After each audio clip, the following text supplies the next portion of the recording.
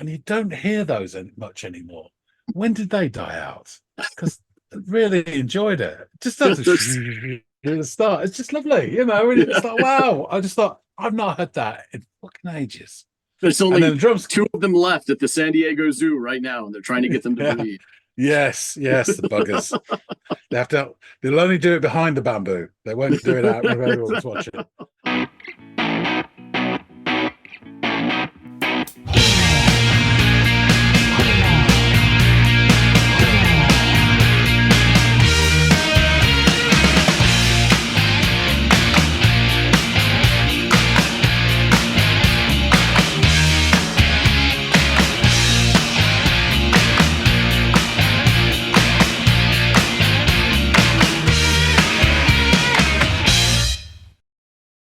Hey, everybody, and welcome to another episode of the Audiophiles. My name's John. His name's Andy. Really straining on that one, man. You might not feel it now, but when the pain cuts through, you're going to know and how. The sweat is going to fill your head. When it becomes too much, you shout out loud. More on that later. But first, we have a track to listen to. Andy, what have you got within your bejeweled selection box for us to discover today? uh, Another band with an interesting name that I'm sure you'll have something to say about. They are called And You Will Know Us by the Trail of Dead. Mm-hmm. Have you ever heard of this band before? Oh, yeah. You have. Oh, yeah. Okay, good. I wasn't expecting that. I mean, maybe there are some reasons why I should, because I know that they did get some traction over in the UK, but I wasn't sure if you had heard of them or not. Yes, But I've heard some of their stuff, but I couldn't tell you what it was, and I can't remember it. So, okay. Well, the track that I want you to check out is called Another Morning Stoner. okay, All right. So go off, give it a listen. Let me know what you think, bud. will do.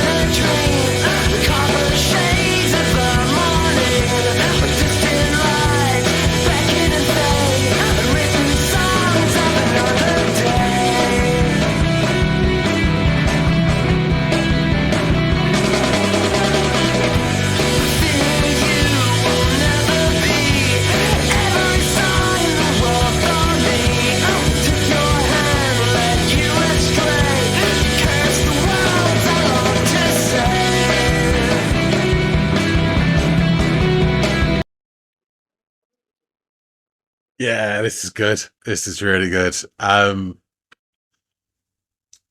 That guitar riff is really nice, and it's catchy and has a certain kind of maudlin quality to it as well.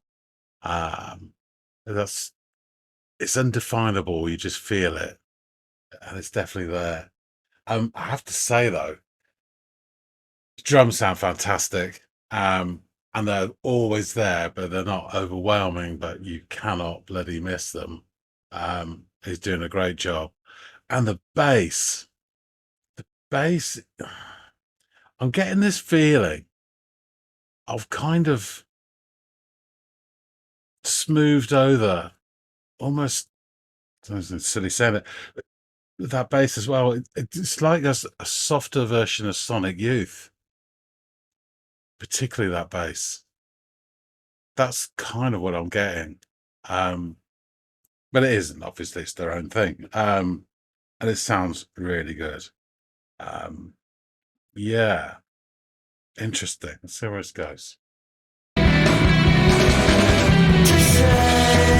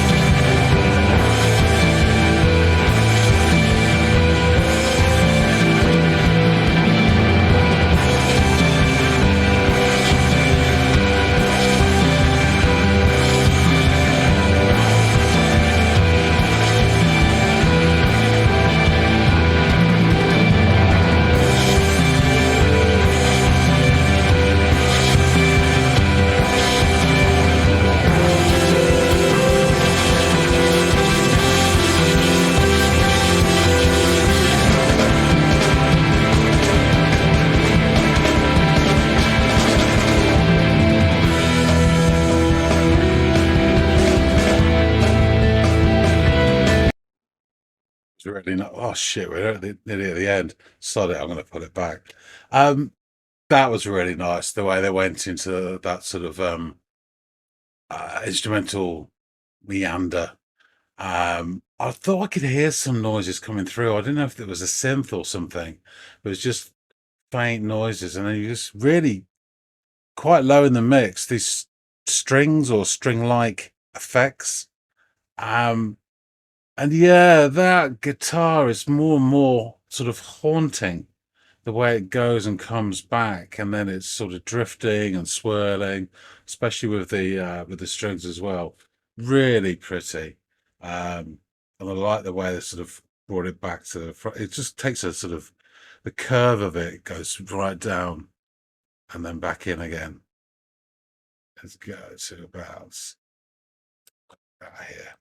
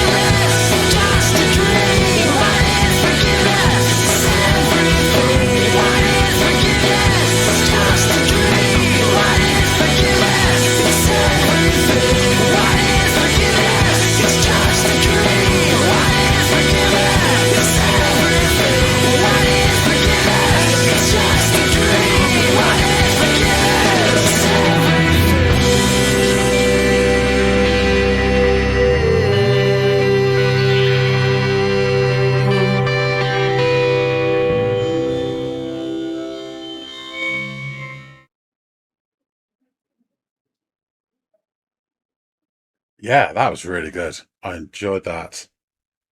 Heat big time, as they say. Um, yeah, really nice touches to it. So I really enjoyed that instrumental bit. And the way that it just sonically, the curve went and down and kicked back into that main refrain again. And then it built and built and built to the climax. Really nicely done. It is kind of reminding me of like a meshing of two or three bands. And one of them is definitely Sonic Youth with something else. His voice, I don't know if I've heard his voice before, or if it just reminds me of somebody else. I shall have to ponder. It'll come to me. Um, yeah, really impressed. I mean, all of it. The guitar's really good. I did like his voice actually. Had a nice edge to it. The bass, particularly the first half, we could really hear it clearly. Was really good, and the drumming was exceptional as well. Um, Energetic.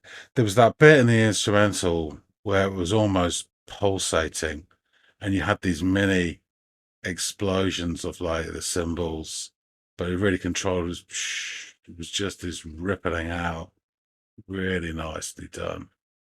Yeah, impressive, impressive.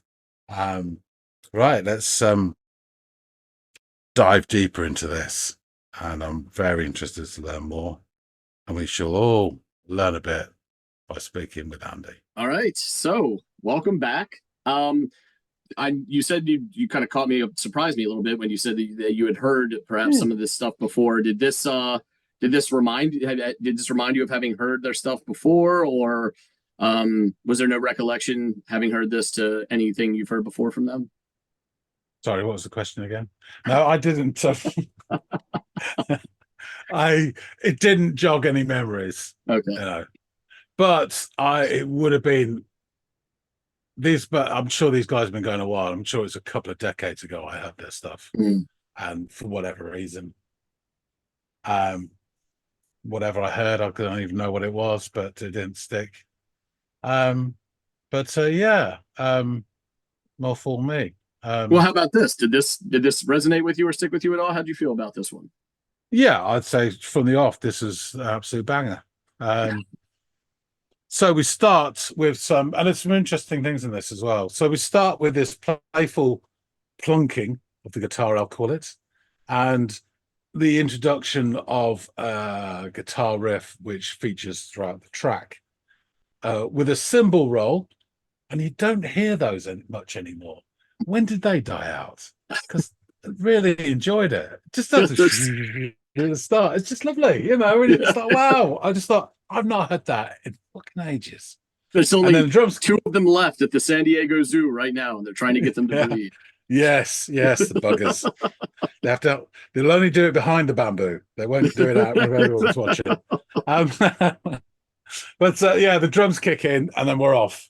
Um, as it starts, that first bit, that first 10 seconds or so, it sounds really sort of Ringo-esque, you know, Mm. just really cool. Just Ringo, bang, and then we get this classic, what I call a artillery drum roll. You know, he's spraying the Nazis as he's drumming, um, and the cymbals return, but now they're getting a proper hiding that they so richly deserve. And the singer joins the party. Um, musically, I'd say the whole band sounds superb. That guitar part, it, as he's singing, sort of call it a verse, yeah, say 4 lines. First couple of lines is this, he's just picking the notes, and it's this lovely chiming notes that then morph into that slightly changing silhouette of that intro riff, which keeps going back. It's really catchy, and it also has a slight maudlin quality to it. Hmm. Um, it feels like a sentimental memory of something you can never get back. That's what popped into my head when the yeah. You cannot miss the drums. You really can't, but they're not overpowering. That all they're doing is every now and then they're shouldering you for attention when they think you're not paying enough attention to them. It's oi, I'm still here. Um, but the bass, first half of it, you can hear it really clear. It kind of adds to the whole mix, the second half of the song. But that first part, it really made me think because I was getting this feeling of something, you know, your mind trying to categorize, what does this sound like? How does this fit in to, do I like it? Do I don't like it? Is it bands I know? Blah, blah, blah. It's all that mental process going on. And it was something similar, but not similar. And it was the bass that convinced me. This is like, and it's only a part of the sounds, but some of this sound is like a softer, edges sanded off version of a Sonic Youth, more jammy song, that sort of mid-period. Um, yeah, and which again, ching, big tick. Especially with the bass and the guitar riff together. There's a there's a Lee Ronaldo album, and it's one of his most straightforward sort of efforts called Between the Times and the Tides. And there's no songs that sound like this on there, but it's the same tone. Comes from the same family, you know. Um, Garlic and onions, and it's, you know, so there's a familiarity there. The vocals are good. I like his voice, although it has what I would say it's a standard sound rather than a standout sound, but it's totally appropriate, fits the song well. At this point, he says, he repeats to say, and that could almost be like a Oasis refrain, the way he's saying it. I thought it was interesting, although this is by no means an Oasis song, so don't worry. Um, and we're only a minute in, so there's another drum roll, not the last, and we're into the next verse. There's more chiming, then drums, and then return of the riff. And the singer goes up a notch into sort of early 90s territory. And there's a nice breaking at the edge of his voice as he's singing, Yeah. which I enjoyed. And then that gorgeous guitar continues. and he repeats from me, and we start to hear some other sounds as well. And I just caught something, which I thought was like a background synth. There was just a couple of notes that was definitely coming through, and this sound tiptoes forward very slowly during the instrumental break. It's really low in the mix, and then we start to hear strings, or the bus replacement service version of strings, whatever's doing it.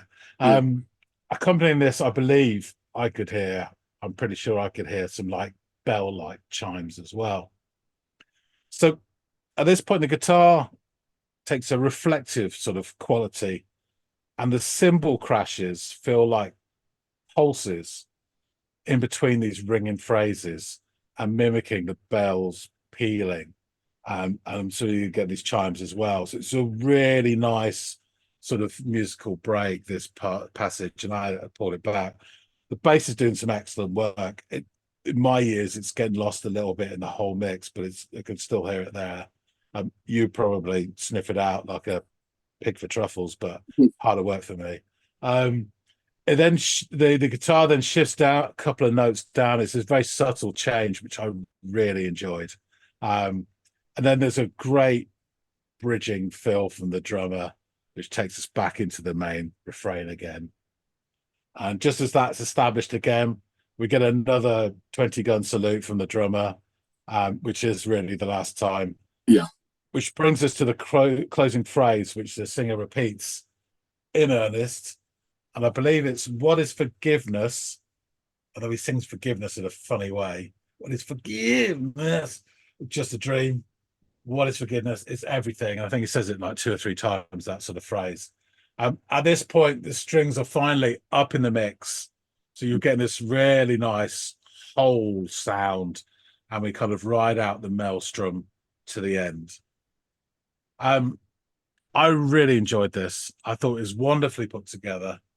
Um, it was great all round, but exceptional drumming because it was frenetic, forceful, physical, but it wasn't overpowering.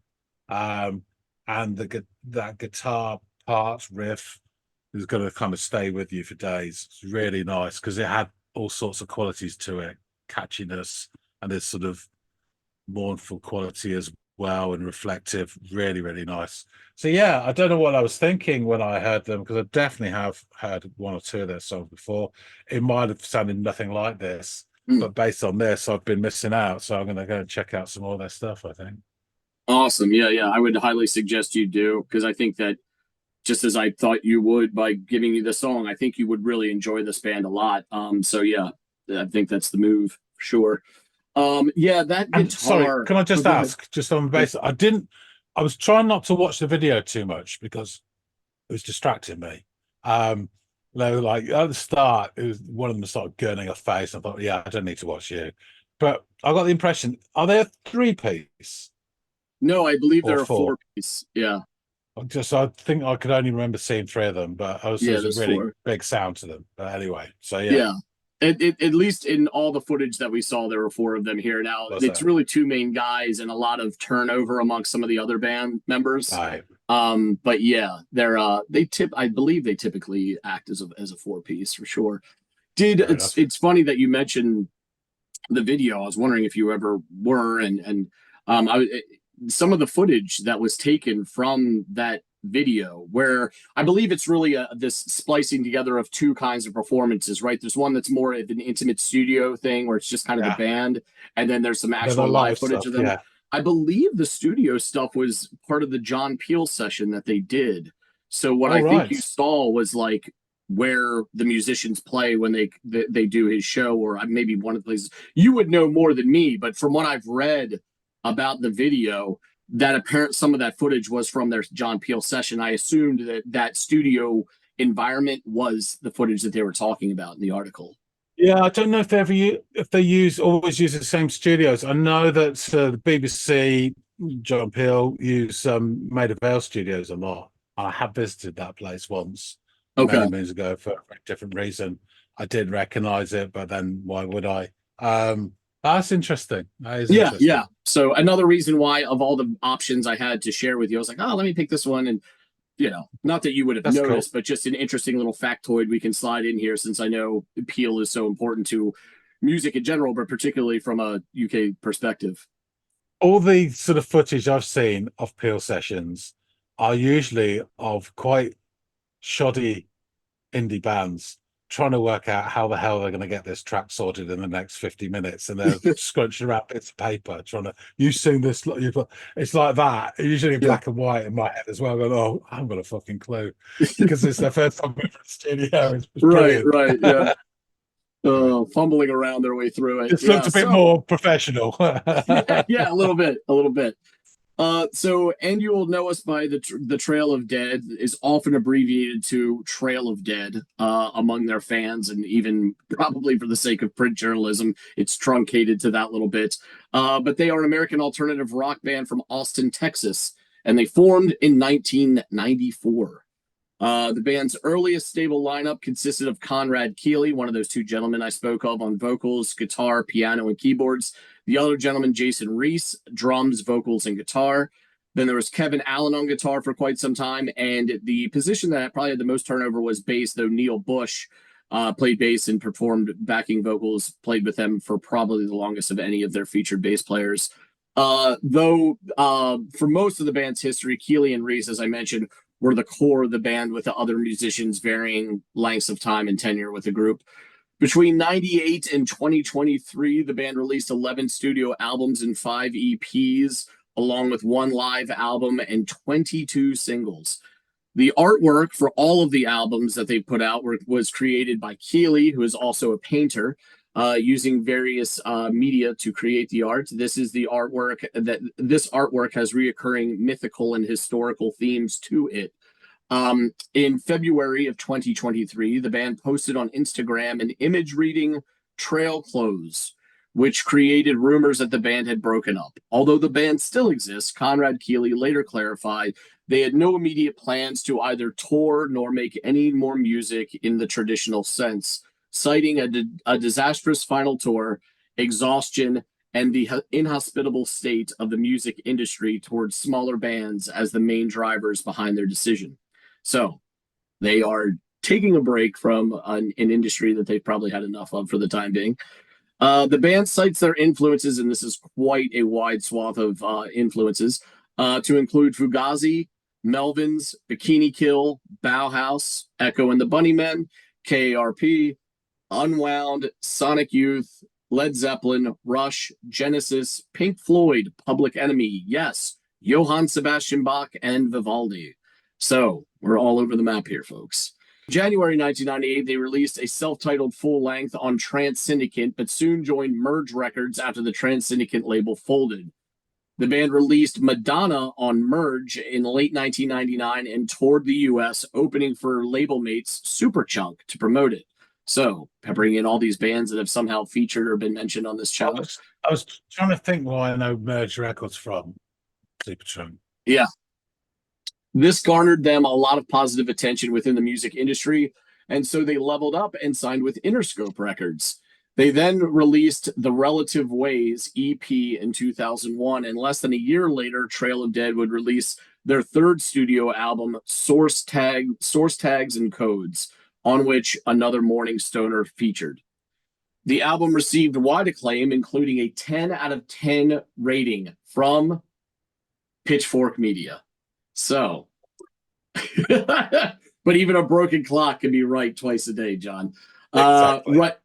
Writer Matt LeMay will go on to say in his review that it is one of indie rock's truly epic albums, and that it will take you in, rip you to shreds, piece you back together, lick your wounds clean, and send you back into the world with a concurrent sense of both loss and hope. Their following tour was chronicled by Rolling Stone, who scored the album 4 out of 5, with Andrew Dansby commenting on the group dynamic as post-punk Voltron that just might be the most exciting unit working today. Metacritic scored the album an 85 out of 100 based off aggregate ratings, and AllMusic scored it a perfect 5 out of 5. The Austin Chronicle's Michael Chamey's called Source Tags and Codes an album that absolutely cannot be ignored, while Billboard's Annie Zaleski stated that What makes Source Tags and Code such an amazing album is how the band teeters on the edge of this implosion, but always yanks its song back from collapse at the very last second. Noting its angular Sonic Youth style guitar and earnest anger, Blender's Michael Leonard credited the album for being more engaging than many of the band's post-punk peers, and also rated the album a 4 out of 5. In 2009, Source Tags and Codes was placed at number 100 in Pitchfork's list of the top 200 albums of the 2000s. In a 2011 article, BBC's Mike Driver called it one of the finest rock albums of recent history and a masterpiece of its time. Source Tags and Codes really does deserve to be held in as high regard as In Rainbows or Funeral or any other critical triumph of recent history.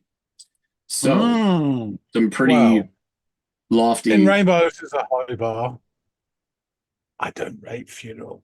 But Oh, anyway, well, maybe this will fall somewhere in between for you then if you give it a listen. I hope so. Well, it's So, certainly what everything's in between, really. yeah, exactly. So let's get into these lyrics. Are you asleep? Are you in a dream? The copper shades of a morning, distant lights beckon and fade. Unwritten songs and another day. I fear that you would never be every song in the world for me. I took your hand, led you astray. You cursed the words I long to save, to save, to save. Is heaven to you a perfect place? The look of sorrow on a sufferer's face? A field of lives to sow and reap that some of us will never see? Why is it I don't feel the same? Are my longings to be blamed for not seeing heaven like you would see? Why is a song a world for me? For me, for me. What is forgiveness? It's just a dream. What is forgiveness? It's everything. What is forgiveness? It's just a dream. What is forgiveness? It's everything. What is forgiveness? It's just a dream. What is forgiveness? It's everything. What is forgiveness? It's just a dream. What is forgiveness? It's everything. So, LeMay of Pitchfork, that we just mentioned a moment ago in the same article, wrote of the song, rather than exploding with pure energy, another morning stoner builds slowly and deliberately to an absolutely astonishing finale.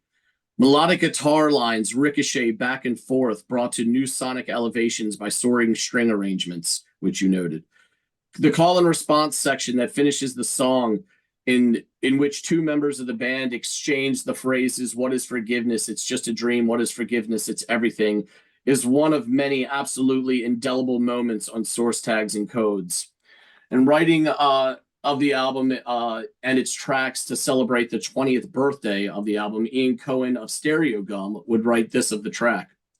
Another Morning Stoner is a quintessentially emo expression of a romantic deadlock, albeit run through a prism of theological debate. Is heaven to you a perfect place? The look of sorrow on a sufferer's face? Keeley shouts, addressing a partner raised in strict Christianity. So, in closing, Cohen would go on to say, 20 years later, Source Tags and Codes feels like an aspiration, a model for an album that we're still leading up to. Something that can unify everything exciting going on in emo or post-punk or metal or artsy indie rock. I don't know if it makes Source Tags and Codes a perfect 10. I just know I always want to turn it up to 11, which I thought was an interesting little sign off for the review. And yeah, the song is about being in a relationship with someone who is very dogmatic in their Christianity, and he is not, and how they can grow from that, or as it would suggest here, how they can't. And he's sort of not to be tongue in cheek here, but maybe a bit of a come to Jesus moment where realizing, hey, we're very much two different people, and this is probably not going to work out because of how different our philosophies are on life. So, interesting subject matter. So yeah, It always cracks me up because it's basically, no matter what you believe, the overriding message is, hey peeps, be nice to each other. That's the message. And yet people then dress it up, they wear dresses and shout at people and say, you've got to do this, you've got to do that. and it restricts people's lives in certain ways. And the more into it they get, the narrower their being Yes, yes, focus is. yes. And Yeah. that's just really not what that's the whole message was about. No. But there you Yeah. go. That's what the human condition does. It takes something and fucks it up. Yes, yes. You're absolutely right, John. Thank you for giving this a listen. I'm really, really stoked that you enjoyed it as much as you did. And Yeah, it really did. yeah, I hope you go off and give it many listens because it's really, really worth it. It's a great album and a sleeper for me. Guys out there in the listening audience, let us know what you thought of Trail of Dead, this particular track by them, Another Morning Stoner. If it reminded you of anything, please, whatever you want to share, comment field is there for y'all to use at your free will. Just be kind. That is the only price of admission. Um, Also, if you haven't yet, please like, share, and subscribe. We're trying to grow the channel. We are growing the channel, and both the aspiration and what we've done to this point have both been predicated off you guys, and we really appreciate that. Thank you so much. Hopefully, John and I will see all y'all in growing numbers in the next installment of the Audiophiles. See you later, guys.